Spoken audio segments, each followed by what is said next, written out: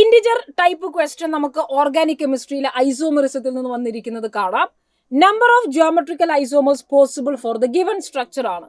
അപ്പൊ നോർമലി നമ്മൾ ഐസോമേഴ്സ് പറയുമ്പോൾ ആ ഡബിൾ ബോണ്ടുകളൊക്കെ ജിയോമെട്രിക്കൽ ഐസോമറിസം എക്സിബിറ്റ് ചെയ്യുന്നവരാണോ എന്ന് ശ്രദ്ധിക്കണം. എപ്പോഴാണ് double bond geometrical isomerism exhibit ചെയ്യുക? രണ്ട് സൈഡിലും ഡിഫറെന്റ് ആയിരിക്കുന്ന ഫങ്ഷണൽ ഗ്രൂപ്പ്സ് വരുമ്പോൾ ഈ കാർബണിൽ വരുന്ന ആൾക്കാർ ഡിഫറെന്റ് ആയിരിക്കണം. അതുപോലെ ലെഫ്റ്റ് സൈഡിലുള്ള കാർബണിലുള്ള ആൾക്കാരും ഡിഫറെന്റ് ആയിരിക്കണം. ഒന്നാമത്തെ ആളെ നമ്മൾ കൺസിഡർ ചെയ്തു DH ഡിഫറെന്റ് ആണ്. ഈ വരുന്ന ഭാഗവും ഇത് മീഥൈൽ ഗ്രൂപ്പും ഡിഫറെന്റ് ആണ്. അതുകൊണ്ട് തന്നെ ഈ പറഞ്ഞ ഡബിൾ ബോണ്ടിന് ജിയോമെട്രിക്കൽ ഐസോമറിസം കാണിക്കാൻ കഴിയും. സിസ് ട്രാൻസ് അല്ലെങ്കിൽ EZ കാണിക്കാൻ കഴിയും. രണ്ടാമത്തെ ആളെ നമ്മൾ ശ്രദ്ധിച്ചു.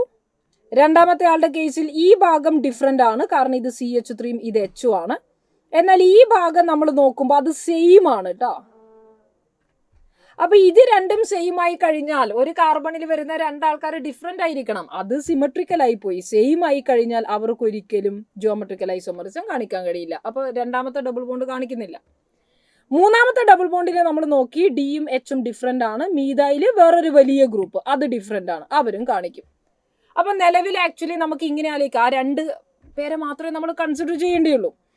രണ്ടാണ് നമുക്ക് ഇവിടെ കിട്ടിയിരിക്കുന്നത്. അപ്പൊ രണ്ട് പേരാണെങ്കിൽ നമ്മൾ ചെയ്യേണ്ടത് എന്താ? അറ്റത്തിരിക്കുന്നതും ലെഫ്റ്റിലും റൈറ്റ് സൈഡിൽ ഇരിക്കുന്നവർ രണ്ടുപേരും E ആവാം.